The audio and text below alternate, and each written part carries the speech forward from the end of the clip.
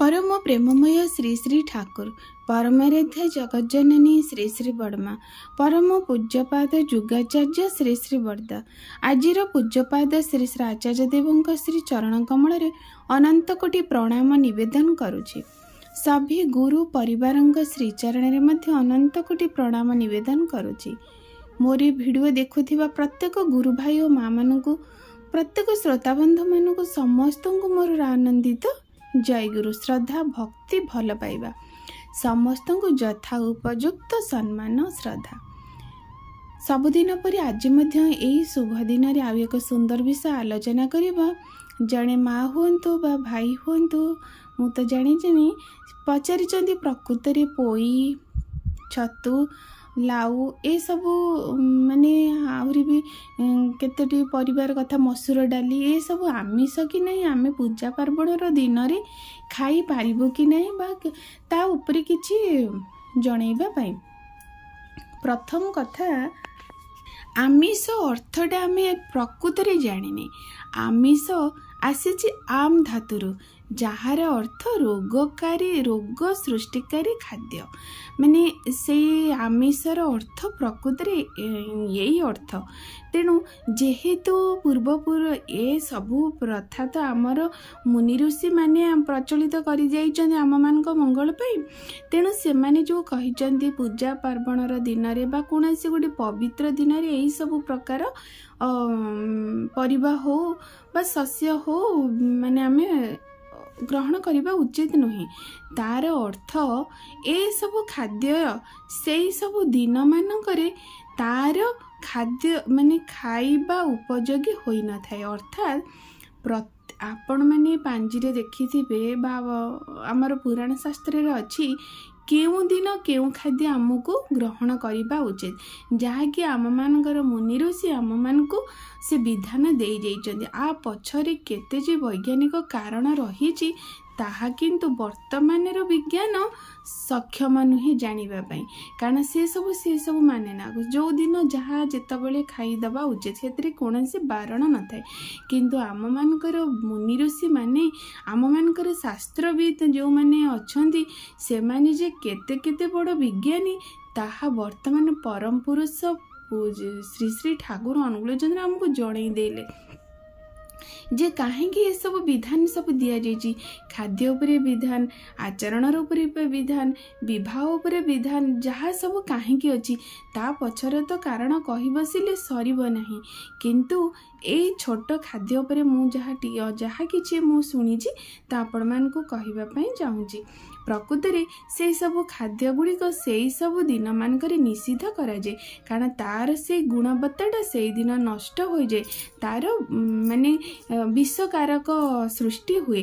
किपरि भाव रे देखंतु आमे गोटे मेडिसिन खाउचे से मेडिसिन डॉक्टर हमको खाद्य पर दौरान मेडिसिन किछि मेडिसिन अच्छन खाद्य पूर्वर दौरान आमे जदि से मेडिसिन टी खाद्य पर मेडिसिन टी खाद्य पूर्वर आमे खाई दउ ताहले ताहा हमको रिएक्शन करे। ठीक सही परी सही सब खाद्य आम मान पे उपयोगी अटे किंतु ताहा केउ दिन खाइबा उचित ताहा मध्य हमको जानिबा आवश्यक। जेपरी मते खूब ठंडा होइची मु दही खाइदेली ताहले मोर कौन हबो मोर जर हो ठंडा हो जहाँ किसी भी देह खराब हो जाए कि मो देह बॉडीटे बहुत जोर गरम रही मुझे गरम जातीय खाद्य जथा कोलथ डाली हो जहाँकि बॉडी को बहुत भाव गरम करदेव मु खाईदे कौन हेबी ताहले मो रोगाग्रस्त हेबी ता बोली कौन कोलथ डाली शरीर पर हितकर नुहे ना दही शरीर पर हितकर नुहे। किंतु कथा है केउ समय आमको केउ खाद्यटी ग्रहण करने उचित। आमर शास्त्रविद माने जो विधि विधान आमको देइचंदी जे ए सब खाद्य निषिद्ध आमको किंतु से सब दिन मानकर से सब खाद्य ग्रहण करने उचित नुहे। केउ खाद्य केउ समय रे कारण प्रकृति तो आम शरीर प्रकृति अनुଯାयी आम शरीर गठन होइछे कारण से पंच महाभूतर आम शरीर सृष्टि ना। तेणु से प्रकृतिर तार जो माने परिवर्तन हुए शीत दिन वर्षा दिन खरा दिन से अनुଯାयी आम शरीर गठित होइछि।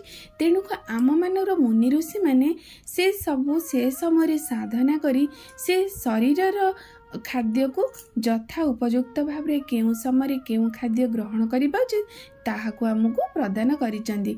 जेपरि आमर कार्तिक मास रही आम कार्तिक मास रे बहु भाव रे बहु खाद्य वर्जन कराए ताहा किंतु आमिष आम मान गाँवली कथार अच्छी आम पोई गोटे आमिष आम खाईदे। आमिष अर्थर प्रकृति में माछ मांस नुहे। आमिष शब्दर अर्थ है अर्थ रोगकारक खाद्य जहाँकि यही खाद्यटी यही समय खाइले आम शरीर रोगाग्रस्त हो जाए असुस्थ हो जाए। यहीटा है प्रकृत कथा जहाँ कि आमको आमर माने पुराणा जेजेमा हूँ आई हूँ अजा हूँ आम पूर्वपुरुष मैंने आम मुनि ऋषि मैंने जो विधान देते ताकू आमे मानि नेबा उचित कारण यह आम शरीर पाई हितकर नुहे किंतु यह आमिष बोली माने जना पड़ा जे प्रकृति आमिष अर्थ माछ मांस नुहे। आ छतु को कह जाए छतु को कहीं कह जाए पूजा पार्वण दिन में खिया जाए ना बा मंदिर रे कौन सी मंदिर रे आमे देखिने छतु तरकारी माने छतुर कौन सी खाद्य प्रस्तुत करा जाए कहीं ना यह एक मन कारण प्रत्येक खाद्य आमर प्रभाव पकई थे मन को प्रभाव पकई थे शरीर को प्रभाव पकए। तेणु छतु एक परभोजी खाद्य ताहा अन्य उपरि माने से बढ़ी थाए आ बंची थाए। तेणु ताकू सेटा गोटे मानसिक प्रभाव पकई थाए परभोजी खाद्य आकार माने प्रकार भाव रे। तेणु छतु को वर्जन करा कौन पूजा पार्वणर दिन में ता बोली माने सेटा जेमती अधिक खाद्य छतुटी अधिक भाव रे से दिन मानक खाइले ताहार गोटे आम मन उपर प्रभाव पड़े खाद्यटी से भाव रे परिपक्व हो पारे नाही आम शरीर रे पाचन हो पारे नाही। तेणु से सब विधान जहाँ भी आमर पुराण शास्त्र मानक अच्छी प्रत्येक घरे घरे आम सब खाद्यर प्रणाली कौ समय क्यों खाद्य एकादशी कहीं आम अरुआ माने चाउल जात खाद्य खाइबेनी एमती सब अच्छी फल आहार करवा कहीं हबिषर्ण आम मानकर देखु रही गोटे वर्ष को गोटे मास कार्तिक मास हबिषर्ण करवा एटा प्रत्येक मनीष पाई किंतु आमे माने जो माने बुढ़ा बुढ़ी हो जाउछंती बा सेमानकर किछि कर्म आउ नाही से माने संसार जंजाल रु बहिर्भूत होई से माने हबिष पालन करूछंती किंतु श्री श्री ठाकुर को जीवन में ग्रहण करिबा परे से कहले जेउ मनीष आमिष पियाज रसुण विभिन्न प्रकार माने मसला तेल बहुत गर्जियस खाद्य से माने खाउथिबे अंततपक्षे से माने ए व्रतटी निश्चिंत भाव में करबा उचित। गोटे मास बिना तेल रे मसला रे केवल गुआ घी कंचा कदली माने जहाँ भी हबिषरे थाए मुग डाली यही सब खाद्य उपरे से माने खाद्य खाई कहीं ना वर्ष सारार जो तांका शरीर ये सब विषाक्त हो जाई थाए गोटे मास से खाद्यर साधना गोटे वक्त से माने खाई थांती ये जो गोटे मास जे मानकर ए खाद्यर धारा संपूर्ण चेंज हो जाए से माने पुणी रिकनस्ट्रक्शन हो जाते माने जेमती गोटे मनीष सर्विस गोटे गाड़ीटी जितेबाला खराब हो जाए ताको आम सर्विसिंग करदे सेमती शरीर को सर्विस करने ये हबिष नित्यंत प्रयोजन से तो श्री श्री ठाकुर आम जो मैंने स्वस्थयनी व्रत ग्रहण करिसें जीवन तमाम हबिष व्रत पालन करि कारण जहाँ कि हबिषर माने विधान रही मन को सात्विक भावना रखिबा शरीर को सात्विक भावना रखिबा खाद्य को सात्विक भावना रे रखिबा प्रत्येक मिछ कहिबा नहीं अन्यर मंगल करिबा सदालोचना करिबा विधि विधान माफिक जीवन को चलेबा पर उपकार करिबा दान करिबा अन्यर साहाय्य मनोवृत्ति रखिबा ये सब केते बड़ विधान देखंतु मास सारा मनीष करिथाय। ठीक सेहीपरि स्वस्थयनी व्रत मध्य हबिषार्णर ये पंच महानीति स्वस्थयनी व्रतर हबिषार्ण रे रहिछि जो माने स्वस्थयनी व्रत पालन करंती से माने जीवन तमाम यह ही करी करी चलती एटा हला प्रकृतर कथा।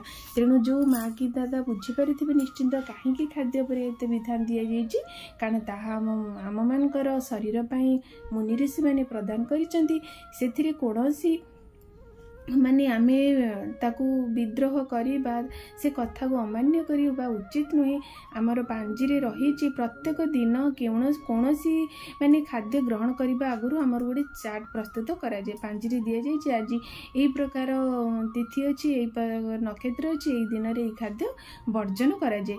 ଏଇଟା ପ୍ରକୃତ ପକ୍ଷେ ଠିକ୍ କଥା, କାରଣ ସେଇ ନକ୍ଷତ୍ର, ସେଇ ତିଥି, ସେଇ ବାରରେ ଆମ ଶରୀର ହିଁ ପ୍ରକୃତି ସୃଷ୍ଟି ହୋଇଥାଏ। ସେଇ ପ୍ରକୃତି ନେଇ ଆମ ଶରୀର ସୃଷ୍ଟି ହୋଇଥାଏ, ଆଉ ଶରୀର ସୃଷ୍ଟି ହୋଇଥାଏ ଖାଦ୍ୟରୁ। ତେଣୁ ଏଇ ଖାଦ୍ୟ ହିଁ ଆମକୁ ସମ୍ପୂର୍ଣ୍ଣ ରୂପେ ପ୍ରଭାବ ପକାଇଥାଏ ମନ ଆଉ ଶରୀରକୁ।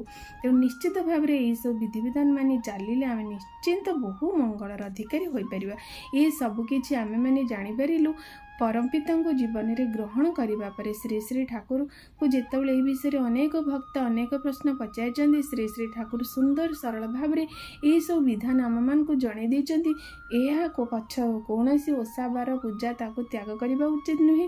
ତାହା କେମିତି କରାଯାଏ, କାହିଁକି କରାଯାଏ, କଲେ କ'ଣ ଉପକାର ହୁଏ, ଏସବୁ ଜାଣି ବୁଝି ବିଚାରି କରିଲେ ଆମେ ବହୁ ମଙ୍ଗଳର ଅଧିକାରୀ ହୋଇପାରିବା। ଆଶା କରି ଆପଣମାନଙ୍କୁ ଆଲୋଚନାଟି ମାନେ ପ୍ରେରଣାଦାୟୀ ହେଉ, ଆପଣମାନେ ଜାଣିପାରନ୍ତୁ। ଯଦି ବି କିଛି ରହିଯାଇଛି ମୋତେ ଆପଣ ନିଶ୍ଚିନ୍ତ କମେଣ୍ଟ ବକ୍ସରେ ଜଣାଇବେ। ମୁଁ ଯାହା କିଛି ବିଭିନ୍ନ ଦାଦାମାନଙ୍କ ଆଲୋଚନା ସେ ଠାକୁରଙ୍କର ଅନେକ ପୁସ୍ତକ ଅଛି, ସେ ସବୁ କିଛି ପଢ଼ି ଯାହା କିଛି ମୁଁ ଜାଣିଥିଲି ଆପଣମାନଙ୍କୁ ଜଣାଇଲି। ରହୁଛି। ସର୍ବଶେଷରେ ସମସ୍ତଙ୍କର ମଙ୍ଗଳ ପ୍ରାର୍ଥନା ପରମପିତାଙ୍କ ଶ୍ରୀଚରଣରେ ନିବେଦନ କରି ରଖୁଛି। ଜୟ।